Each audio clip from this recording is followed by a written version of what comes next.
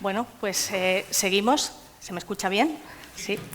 Seguimos y vamos a hablar, como os decía antes, de tecnología, herramientas que no pueden faltar a la hora de digitalizar un local o un establecimiento de hostelería. Para ello tengo 4 acompañantes de lujo, ¿vale? Aquí junto a mí a Jordi Quílez, Business Development Manager de Udon. Tengo a Luis Juárez, Chief Officer. Espera, es que este cargo me lía. Director Chief de Operaciones. Operating Officer de Sigora ICS. Mireia Muñoz, directora de Marketing y Expansión de Área Siberia. Y Ramón Jiménez, Headquarters Manager de Grupo Udon. Entonces, si os parece, no sé si lo he dicho bien. ¿Lo he dicho bien? Nomo. Grupo Nomo, joder. Perdón. ¿Ves? Estoy nerviosa. Si os parece, os presentáis un poco vosotros mismos, bueno, más que vosotros, vuestras empresas, ¿vale? Para que la gente sepa, bueno, quiénes sois. Y así ya yo ya no me lío más. Empiezas tú, Jordi, sí. Pues yo represento a Udon, compañía de restauración asiática con presencia en 6 países. Tenemos 75 locales en España y este año cumplimos nuestra veintena. Hacemos 20 años de historia y estamos especializados sobre todo en los fideos, en el noodle. Yo soy Luis Juárez, director de operaciones de Sigora ICS. Nosotros nos dedicamos básicamente a digitalizar negocios de restauración. Como comentaba el compañero, cumplía 20 años este año. Nosotros cumplimos el año que viene ya 30 años. Fuimos pioneros en el mundo de digitación para restaurante y hemos intentado mantenernos con la última tecnología, aunque tengamos 30 años. Somos una empresa moderna. Mireia. Muy bien, yo soy Mireia Muñoz, directora de Marketing y Expansión de Área Siberia. Para los que no conocéis, Áreas es una empresa que está presente en 10 países con más de 2.000 establecimientos, 20.000 empleados y básicamente nuestro core business es la restauración y el retail en el canal de viajeros y pues nos dedicamos a ofrecer los mejores conceptos y soluciones en base a las peticiones de nuestro cliente B2B, es decir, nuestros caseros, y nuestro cliente B2C a través de lo que nos cuenta el cliente y los conceptos que demandan en el día a día. Nació, vamos subiendo los años, nació hace más de 50 años en un área de servicio en el Maresma y pues de aquí la internacionalización de la compañía hasta el día de hoy. Muy bien. Buenos días, yo soy Ramón Jiménez, director de los headquarters de Grupo Nomo. Grupo Nomo es una empresa familiar que fundamos hace 16 años, nos dedicamos a gastronomía japonesa, tenemos presencia en diversos puntos de España, nosotros nacimos en la ciudad de Barcelona y hemos ido creciendo, ahora estamos en la provincia de Gerona, en la Costa Brava, en Gerona Ciudad, estamos en Madrid. Tenemos 3 líneas de negocio bastante marcadas, que es por un lado el área de restauración, luego un área de delivery, bajo la enseña de Nomomoto, y luego una tercera área dedicada al mundo más del retail, siempre de gastronomía japonesa, donde estamos presentes pues, en el Corte Inglés y en otros puntos. Si os parece, por entrar en materia así directamente, ¿qué herramientas son necesarias y por qué a la hora de digitalizar un establecimiento de restauración? Y si os parece también, esta vez empezamos por ti, Ramón, por cambiar el curso. Bueno, claro, a ver, herramientas necesarias, como necesarias son muchas, ¿no? O sea, lo que pasa es que, bueno, yo voy a hablar de mi caso en concreto, lo que yo veo como dentro de cuando priorizas, ¿no? Que tienes que escogerlo primero, ¿no? Yo para mí, una asignatura pendiente muy importante que siempre he tenido en la restauración ha sido el área de gestión, pero la gestión de toda la parte de procurement. Entonces yo pienso que la gran asignatura pendiente y el gran proyecto que hemos de tener todos los restauradores es profesionalizar y gestionar bien toda el área de aprovisionamiento, donde al final pues un tercio, entre comillas, de todo nuestro volumen de negocio se centra en esa área donde las posibilidades de optimización son muy notables, porque yo siempre digo que en el área de recursos humanos obviamente se puede optimizar mucho, pero tienes unas limitaciones que son principalmente legales, ¿no? Pero en cambio en el área de compras y de procurement y toda el área de administración, de gestión administrativa, yo creo que es donde la tecnología tiene mucho que aportar en nuestro sector. Mireia, ¿estás de acuerdo con eso? Sí, totalmente de acuerdo. Yo suelo explicar, ¿no?, la digitalización a través del Customer Journey. Al final yo creo que tenemos una gran oportunidad en todo el recorrido del cliente, sobre todo para focalizarnos en los pain points del consumidor. Desde que llega al local, donde hay oportunidades de incluir la digitalización para captar más, para ser más sexys y más atractivos y que incrementemos la visita.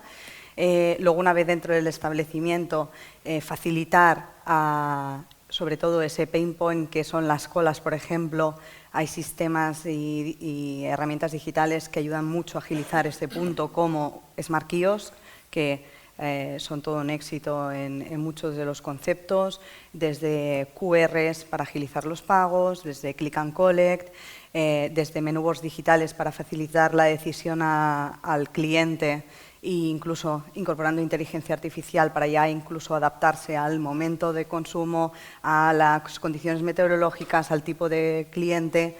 Y luego, ya una vez ha tomado la decisión de compra, sobre todo a través de QR también recoger su satisfacción, su grado de satisfacción a través del NPS en nuestro caso y sobre todo fidelizarlo pues a través de algún club de fidelización y seguirnos comunicando con el cliente para ofrecerle futuras ventajas, para conocerlo mejor y sobre todo para incrementar luego la repetición y sobre todo tener siempre su opinión.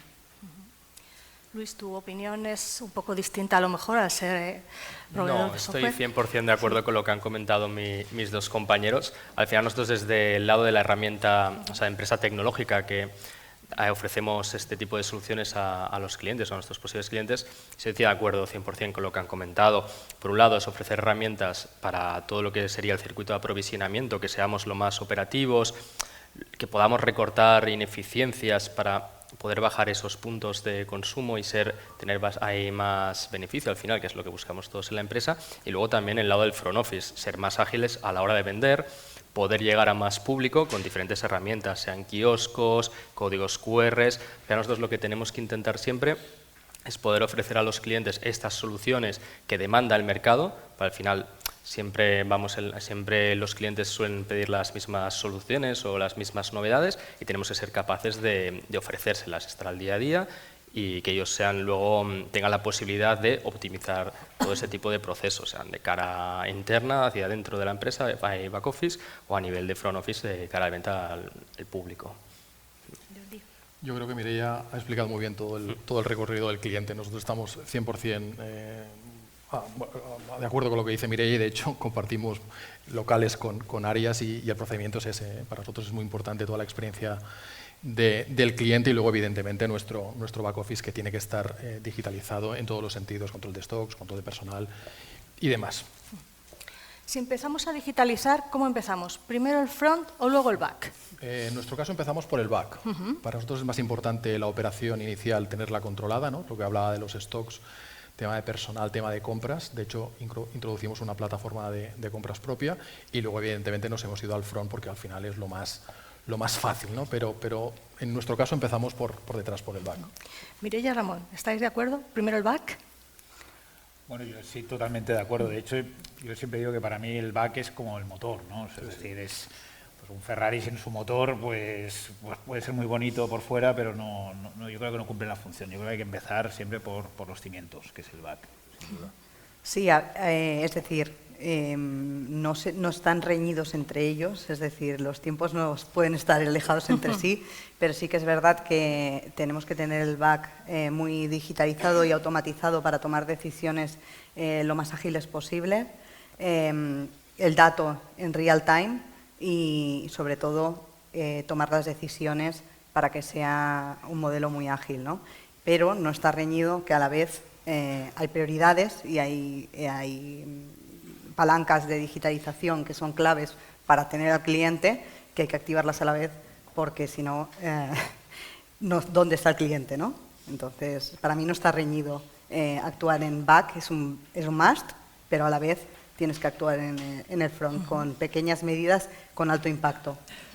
Luis. Yo aquí voy a entrar un poco en conflicto con mis compañeros. Al final, yo dentro de mi empresa soy el responsable de ambos productos, pero la verdad que mi día a día se centra más en todo lo que sería el back office. Por lo tanto, lo que a mí me gusta es el back office. Pero sí que es cierto que hay que preparar un back office, hay que tenerlo todo muy controlado, pero si previamente no hemos hecho el paso de preparar el front office, ser capaces de recibir todo el dato de venta que necesitamos, por muy buen back que tengamos, no seremos capaces de sacarle jugo. Podemos tener el sistema de aprovisionamiento totalmente optimizado, tener el mejor del mundo, pero si todo el dato de venta, toda la reducción de materia prima a través de los stocks no lo tenemos, no nos va a servir de nada. Vamos a estar muy preparados la parte de back office, pero estaremos a ciegas. Y me he encontrado realmente en proyectos en los cuales los clientes o empresas con las que he compartido proyectos nos encontrábamos en esta situación.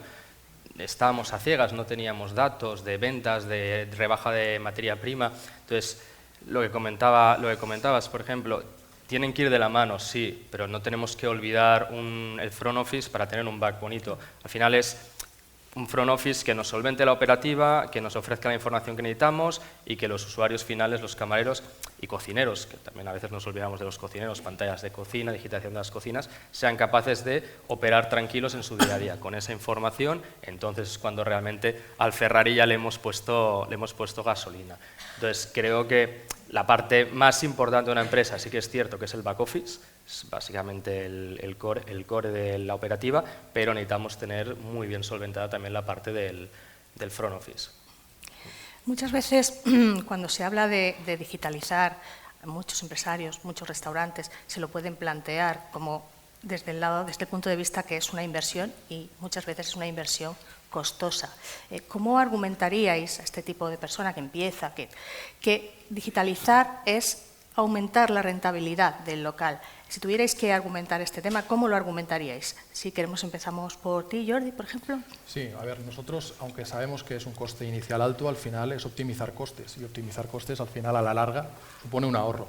Entonces, en ese caso, nosotros, o yo sí que diría que hay que invertir inicialmente en un buen producto, aunque quizá esté desmesurado para lo que es tu compañía, pero si tienes un proyecto de crecimiento y de expansión, lo más lógico es marcar unos cimientos sólidos para que cuando vayas creciendo, ese producto o esa aplicación se te vaya adaptando contigo. Entonces, en mi caso, preferimos invertir inicialmente porque sabemos que al final, en el futuro, va a ser una reducción de costes. Luis. Estoy 100% de acuerdo con lo que comenta Jordi. Por ejemplo, antiguamente, cuando iniciamos un proyecto, el cliente me decía, es que es mucho gasto, es un gasto muy grande. Ahora al revés, es una inversión muy grande, es una inversión necesaria. Entonces también en la restauración ha cambiado mucho la mentalidad del restaurador, lo ve como una inversión en vez de como un gasto. Lo que sí que, como comentaba Jordi también, si alguien está empezando ahora, yo lo que le recomiendo es marca muy bien los cimientos, ten muy claro lo que quieres hacer, dónde quieres estar en 2 o 3 años, porque también nos encontramos muchos clientes que llevan 2 o 3 años abiertos, que ya tienen 3 o 4, incluso 5 unidades de negocio y se encuentran que todo aquel esfuerzo, todo aquel desarrollo que han hecho en digitalizarse no les sirve de nada en el momento en el que está. Entonces, sí que es muy importante plantear bien los cimientos, tenerlos controlados y saber dónde queremos estar en unos años, pues si no nos encontraremos en esta situación y es volver a empezar el camino, volver a sufrir todo el desgaste que supone una digitalización, sobre todo en los equipos, y pérdida de tiempo. Y volver a reinvertir. Reinvertir y perder sobre todo recursos humanos que son finitos en las empresas, claro. Y es quitar el foco de donde necesitas estar con 4 o 5 unidades de negocio. Mireia. Bueno, yo creo que la prioridad es conseguir la excelencia operativa y la herramienta clara es medir, ¿no? Para poder tomar decisiones. Entonces, desde maximizar la rentabilidad, mejorar la productividad, mejorar los KPIs de ventas, o lo tienes todo muy digitalizado y lo tienes en tiempo real, o te falta información para un poco dibujar el rumbo. Y sobre todo diría que para todos los restauradores que quieren un modelo escalable, tienen que tener los cimientos, ¿no? Y el foco uno de los focos debe ser este. Ramón. Bueno, yo creo que un poco mañado a todo de lo que se va diciendo. Sí. Pero yo creo que el cambio de paradigma, para mí claramente, y pienso que ya está pasando y ya llevamos tiempo con esto, es que cuando tú haces, digamos, cuando tú planteas tu proyecto de restauración, lo que es la parte de digitalización o de tecnología, o sea, es decir, es una parte más del presupuesto. Es decir, no es un gasto que luego tenga que ir a un PIG, etcétera. No, es que es decir, igual que tú no te replanteas tener o no tener un horno, pues esto es uno más dentro de los gastos que tú tienes dentro de tu proyecto. Si tu proyecto no incluye esa partida de tecnología, es un proyecto cojo, es decir, bueno, va a ser un proyecto, es un restaurante sin mesas, pues bueno, sí, quizá la gente pues, de pie estará contenta, pero no, quizá le falta algo, ¿no? Entonces la tecnología para mí es un más y yo creo que el cambio de paradigma ya ha pasado. Y luego, si te fijas, la pregunta que tú hacías es muy, ¿cómo mides la rentabilidad o cómo puedes plantear la rentabilidad? Es que la rentabilidad, lo que dice Mireia, si no eres capaz de medirla con tecnología, no eres capaz de saber si eres rentable. Entonces, la pregunta, a su vez, ya incluye la propia respuesta. Se retroalimenta. Así que es así. Una pregunta especialmente para ti, Luis, vosotros que veis el sector desde vuestra posición, que es una posición privilegiada. Actualmente, ¿qué dirías que le hace falta a la hostelería? Hablando de tecnología, desde un punto de vista tecnológico, ¿qué le hace falta? ¿Cuáles son las principales carencias hoy de la hostelería? Cada vez es cierto que me lo encuentro menos, pero sí que una de las grandes carencias que tiene la hostelería, bajo mi punto de vista, es una estrategia digital. Mucho ahora ocurre menos, como comentaba, pero sí que es cierto que me encuentro muchos proyectos que van dando bandazos a nivel digital. Ahora hemos visto una herramienta que es más bonita que la otra, queremos cambiar. Ahora aparece una cosa nueva, pues ahora queremos dar un salto aquí. Al final, si tú no estás focalizado en un objetivo, es imposible llegar al resultado.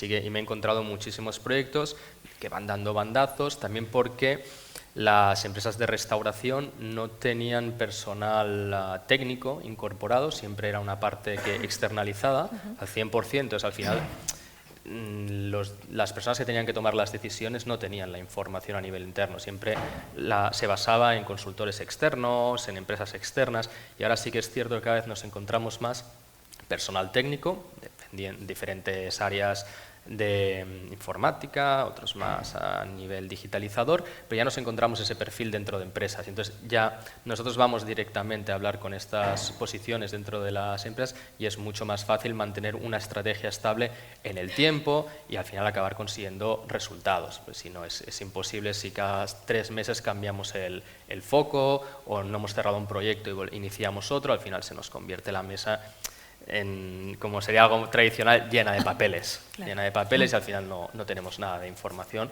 y eso quema a los clientes y a los proyectos y la gente que participa en ellos. Entonces, es una de las cosas que cada vez nos encontramos más, pero que sí, aún hay un poco de carencia dentro del sector, creo yo.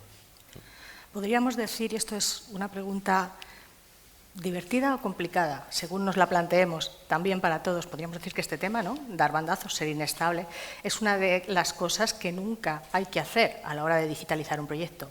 ¿Qué más no hay que hacer a la hora de digitalizar un proyecto? Ramón, te veo. Bueno, y es que suscribo mucho lo que dice Luis. O sea, desde Nomo, una cosa que tenemos 2 cosas muy claras en los proyectos de digitalización. Primero, lo que llamamos los recursos humanos, es decir, proyectos de digitalización sin personas detrás no son realistas. Es decir, tienen que haber personas responsables, personas que empujen eso, número 1. Y segundo, no caer en la sobredosis de proyectos de digitalización. Es decir, nosotros siempre decimos, tenemos un proyecto por año. Hombre, pero quizá podríamos asumir 2. Quizás sí, pero mejor asumir un gran proyecto por año, que sea una realidad, involucrar a toda la empresa, muy importante, porque claro, a veces desde los servicios centrales tú visualizas o puedes tener, pero luego eso hay que destilarlo a toda la empresa y todos tienen que comulgar de alguna manera con ese proyecto, entenderlo y el porqué. Eso requiere su tiempo y los tiempos en los proyectos de digitalización son muy importantes. Mireia.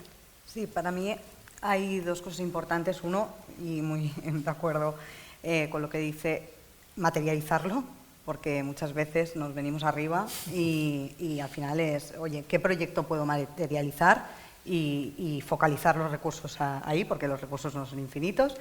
Y sobre todo también lanzar los proyectos a modo piloto, es decir, tenerlos muy bien centraditos e iterar durante el lanzamiento de ese proyecto digital. Es decir, no lanzarlo y luego a ver cómo responde el mercado, sino hacer pequeñas pruebas para ver cómo responde el mercado y luego quizá desplegar, ¿no?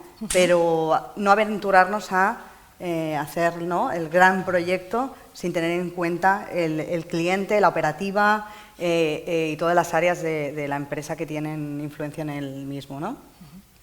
Jordi. Yo añadiría a lo que está diciendo Mireia, que sobre todo nosotros que somos una cadena, el testing hay que hacerlo en 2-3 locales. No puedes implantar algo si no lo tienes muy testado, asumido y viendo que realmente te va a dar un retorno. Entonces, totalmente de acuerdo, es decir, primero hay que testarlo bien y en nuestro caso sí que nos ha gustado siempre hacer, ¿no?, un poco el camino hasta donde queremos llegar, porque van saliendo muchas cosas nuevas, muchas, por la ilusión que tenemos todos, adaptamos cosas que muchas veces no son adaptables a nuestro concepto o a nuestro formato. Entonces, es importante tener un guión hecho de dónde queremos llegar e irnos adaptando con toda la tecnología que va saliendo a ese camino que hay marcado en el pipeline del negocio. Una pregunta precisamente para ti, Jordi, para Mireia y para Ramón.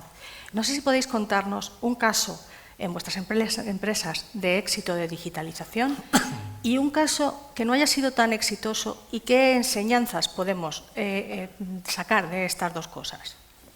Quizás. Sí, empiezo yo. Pues para nosotros fue un hito importante porque justo en el 2018 empezamos a plantearnos el QR.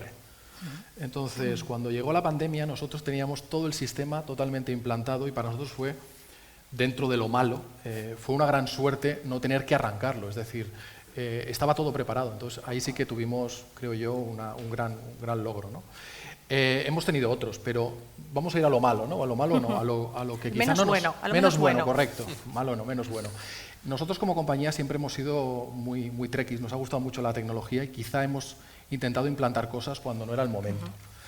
Nosotros hace 10 años creamos un concepto que se llamaba Udon Ya, que era todo digital, que no había prácticamente contacto con el cliente y no funcionó. No funcionó porque quizá el mercado aún no estaba listo para ese formato o quizá nosotros no supimos adaptarlo al momento. Entonces yo creo que como menos bueno ese es el ejemplo más claro que tenemos. Mireia. Bueno, en nuestro caso, todo lo que es antes del viaje nos cuesta mucho. Es decir, lo que puede estar funcionando a todo el mundo, que es un click and collect, nosotros nos cuesta. En cambio, como contraparte, el gran éxito para nosotros, para agilizar colas, para servir en el menor tiempo posible, ha sido los Smart Kiosks. Esto nos ha hecho evolucionar muy rápidamente en cuanto al tiempo de pedido. Y bueno, pues tenemos estos dos elementos, ¿no? Quizá en nuestro canal algo que funciona en calle no tiene tanta redención y nos está costando, aunque no, lo tenemos, pero nos está costando que tenga impacto. Ramón. Bueno, yo diría que un proyecto de éxito bueno nuestro ha sido toda la parte que ya comentaba al principio, de digitalización y todo el proceso de procurement que hemos implantado, de control desde la fase de pedido hasta la fase ya propiamente de contabilidad y conciliación. O sea, toda esa automatización de todo ese proceso y control ha sido un éxito. Y diría es que no diría un fracaso, pero sí que es verdad que es una asignatura pendiente muy importante que nos hemos dado cuenta, que seguro que saldrá después, que es que cuando digitalizas procesos, o sea, lo que obtienes es una cantidad ingente de datos, y la gran asignatura pendiente es tratar esos datos. Es decir, porque sí que es verdad que nos encontramos en un momento en el cual tenemos, me repito, un poco de sobredosis de datos y tenemos que entender cuáles son los datos importantes, cuáles son los que no, y estamos diciendo, oye, vamos a bajar a 5 KPIs. No, hombre, pero sería mucho mejor tener 20, ya, pero es que necesitamos 5. Entonces, nuestra gran asignatura pendiente está en conseguir que esa digitalización se traduzca en 5 datos. Ahora que Luis no nos oye, aunque también vas a tener que contestar a esta pregunta, ¿qué debe siempre pedirle un restaurador a un proveedor de tecnología? ¿Qué crees que se le debe pedir? Tú, por ejemplo.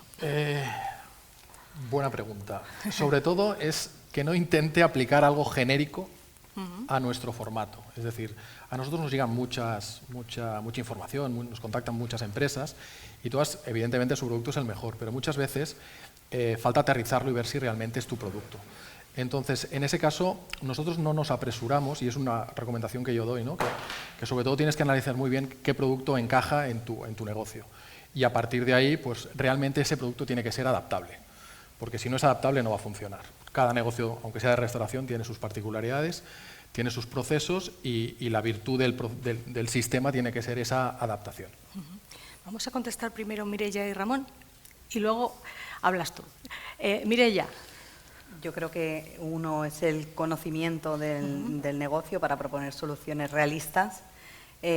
Luego, la flexibilidad y la adaptabilidad, ¿no? O sea, al final es un proyecto conjunto y tenemos que ser desarrolladores, partners, ¿no? Entonces, más que proveedor, diría que deberíamos tener un partner al lado para desarrollar y ser muy consecuentes con lo que aplicamos.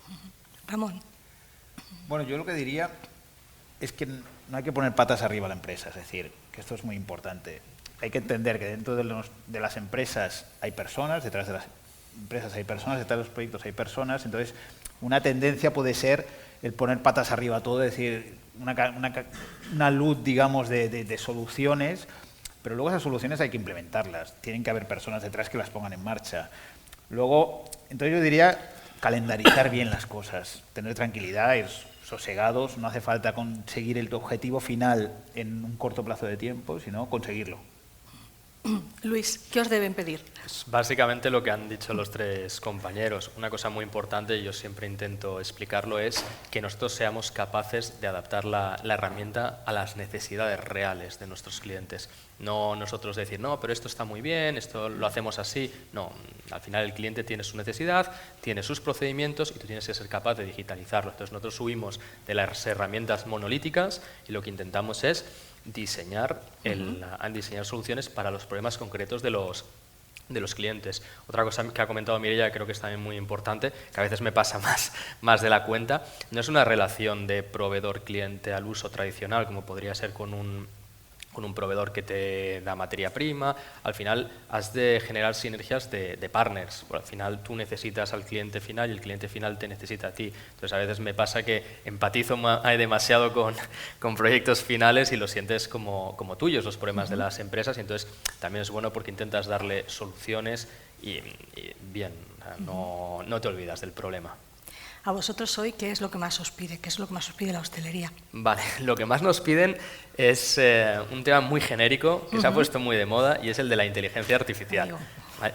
Para mí, yo siempre intento explicarlo. La inteligencia artificial es como si en el año 95 me hablas de Internet. Tenemos que poner Internet, vale, pero ¿qué quieres hacer en Internet? Porque Internet es algo muy grande. La inteligencia artificial básicamente es lo mismo. Lo que tenemos que conseguir es aterrizar eso en nuestro día a día, en nuestro negocio. Hay empresas muy novedosas, que hacen cosas extremadamente interesantes, súper chulas con la inteligencia artificial, pero que realmente en nuestro sector no aportan nada. Entonces, lo que tenemos que ser capaces es estas herramientas de las que disponemos en el 2024, que han venido para quedarse, que es muy importante, el que no las utilice se va a quedar atrás, porque la productividad a la que vamos a llegar no va a ser capaz ni de aproximarse. Entonces, tenemos que ser capaces de implantarlas en nuestros negocios de restauración.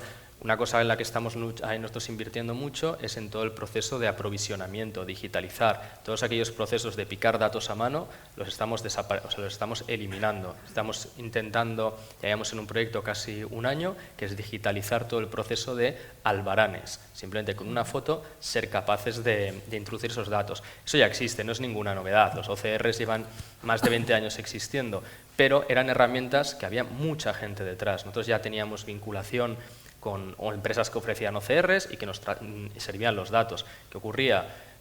Te lo sirvo en 48 horas porque había un proceso humano detrás, un proveedor con el que trabajo, que tiene esa solución, tiene una nave industrial en Guatemala con 250 personas revisando los datos. Eso no son procesos de inteligencia artificial, de optimización, al final te sirvo el dato digitalizado, pero eso ya existen herramientas. Entonces, lo que estamos haciendo es automáticamente a través de la inteligencia artificial, analizando mucha información, ser capaces de dar al momento la información que necesitamos y bien trabajada, con un grado de acierto de más del 99%. Eso solo lo podemos conseguir con inteligencia artificial o teniendo 250 personas trabajando, lo que nos supone un coste inasumible para el cliente final.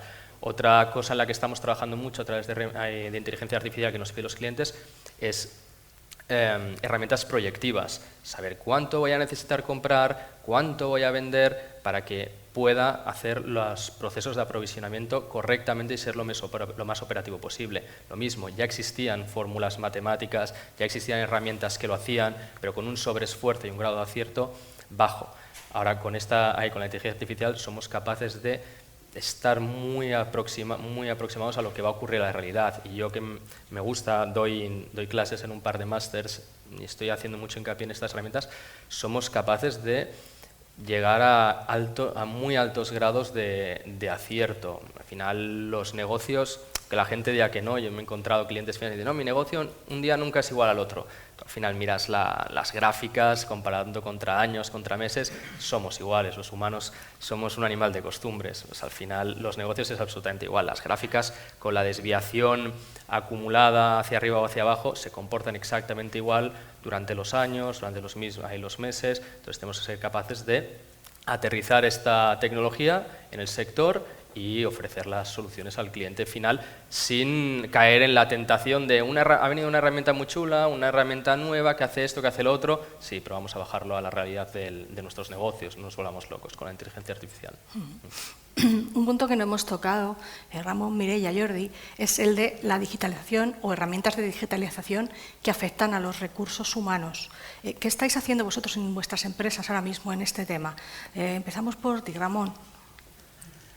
Bueno, yo sé que quizá me aparto un poco de lo que preguntas o no, no lo sé, pero quiero decir, es que para mí las herramientas de digitalización que afectan a los recursos humanos, yo siempre digo que es convertir a nuestra gente en personas que aportan valor añadido a la empresa, ¿no? Es decir, yo siempre digo, detesto entrar en la oficina y encontrarme gente pues, picando una factura, picando un albarán. Es decir, yo creo que no hay nada más detestable que las labores mecánicas. Es decir, nadie tiene que aspirar en su vida que sea una labor mecánica. Yo creo que la gran evolución a nivel de recursos humanos es tener gente en la empresa que lo que hace es aportar valor añadido, que yo pienso que es el gran elemento positivo de la digitalización, que es convertir a las personas, a nuestra gente, en personas que aportan valor a la empresa, no una cuestión mecánica que puede ser sustituida por una máquina, ¿no? Exacto.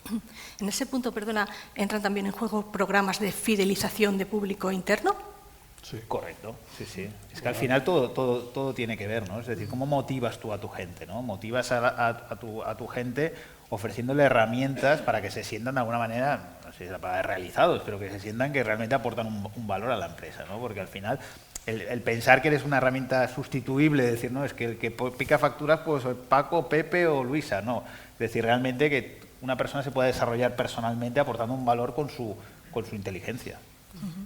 Mireia. Sí, en línea a lo que dice Ramón, por ejemplo, nosotros tenemos un portal que es MyAreas, donde tiene acceso los 20.000 empleados de toda la compañía y donde, bueno, es un portal de formación, de desarrollo y de comunicación y es la única forma de llegar a todo el mundo, ¿no? Entonces, desde formaciones de producto, desde formaciones de cualquier tema de la compañía. La pandemia ayudó mucho para acostumbrarnos a hacer todos esos cursos y todas esas formaciones online para poder, sobre todo, llegar a todos y llegar a todos de una forma más continuada y más periódica, estar más cerca y así desarrollar a todos los empleados mediante estas herramientas. Jordi. Yo creo que hay un problema, sobre todo en el sector de restauración, endémico y a nivel mundial, que es el personal. El personal nos falta en todos los mercados, por lo menos los que nosotros tocamos. Entonces necesitamos que haya un engagement, ¿no? que retengas ese talento y para ello tienes que ser una empresa fácil para el trabajador. Tienes que darle todas las herramientas y tienes que crear un vínculo en el cual valoren que están trabajando contigo y sobre todo lo que decía, ¿no? Retener ese talento. En nuestro caso, esa relación intentamos cultivarla de una manera muy alta y tenemos todo tipo de aplicaciones para que el empleado, de una forma muy fácil, pueda hacer su día a día. Y cuando hablo de su día a día, hablo de fichajes, vacaciones, formaciones. De hecho, creamos vínculos tipo chats, ¿no?, en una aplicación que tenemos para que haya una interrelación entre ellos y sobre todo para que al final el empleado pasa el mayor tiempo de su día con nosotros. Pues que ese día, o sea, ese tiempo, para él no sea un suplicio y valore dónde está. Una pregunta ligando un poco con lo que ha contado Luis antes. En las tendencias ahora mismo, mirando hacia el futuro, ¿por dónde pasan tendencias en digitalización? ¿Qué papel va a tener la inteligencia artificial? ¿Va a ser indispensable? ¿En qué sentido puede llegar a ser indispensable? ¿Cómo lo veis vosotros? Jordi.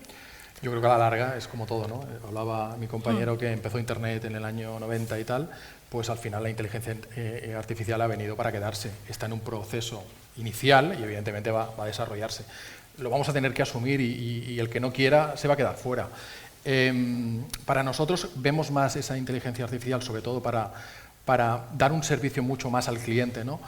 Nosotros ya estamos trabajando en ello, que cuando el cliente entre en tu local ya automáticamente le salga una alerta en el móvil: hola Pepito, bienvenido al local, hace la última vez que viniste pediste este plato, si quieres te lo preparamos, siéntate en la mesa que te lo enviamos. Es decir, dar un servicio muy global y muy rápido para que el cliente se sienta realmente muy atendido y de una manera muy rápida y sin pensar mucho, que nosotros le podamos facilitar todos los procesos. Bueno, pues yo creo que ChatGPT podría responderlo mejor que yo. Sí, seguro. Pero al final se trata de que al final integremos la inteligencia artificial para lo mismo, volver a mejorar los procesos, las automatizaciones, para que nuestro foco esté en los puntos de valor hacia el cliente, ¿no? Entonces, todo lo que digitalicemos y automaticemos nos dará mayor tiempo para tomar decisiones más rápidas, para estar más tiempo con el cliente, generando valor en lo que es el punto de venta y a la hora de comunicarnos con él. Sí, nosotros en Nomo, creemos mucho en la inteligencia artificial, más en la parte del back que en la parte del front. ¿Por qué digo eso? Porque de alguna manera es lo que nosotros llamamos humanizar los datos, ¿no? Humanizar, entre comillas, lógicamente, que es la posibilidad de tener herramientas en las cuales, por ejemplo, un jefe de sala sea capaz de preguntar: oye, ¿cuál es el plato menos rentable de la semana pasada? Entonces, que eso conteste y diga: oye, pues la semana pasada el plato menos rentable ha sido tal. Es decir, que la información está, porque la información está, pero claro, ¿cómo humanizas esa información? ¿Cómo ante una sencilla pregunta de un chat GPT eres capaz de responder? Yo creo que ahí es donde nos va a ayudar la inteligencia artificial, en conseguir toda esa amalgama de datos que sea accesible a todo el mundo, cada uno con sus preguntas y con las respuestas que de alguna manera humanizan pues esos datos, ¿no? Es decir, y los hacen útiles. Luis, ¿algo que añadir?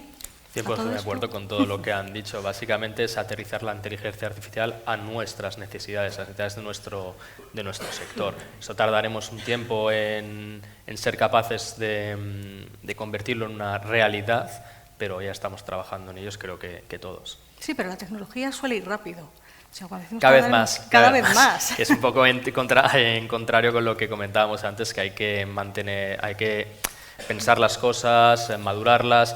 Conozco casos de empresas en el sector aquí que han quebrado o han estado a punto de quebrar por tomar decisiones precipitadas, no pensadas. Al final, la parte digital de la empresa es, si ahora ya no la más importante, una de las más importantes. Como tomes una decisión que no sea correcta, precipitada, te puede hacer mucho daño a la empresa. Entonces, las herramientas están llegando, van a estar disponibles pronto, pero hay que pensarlo muy bien y saber qué estás haciendo con cabeza, ¿vale? Y yo creo que eso también es muy importante.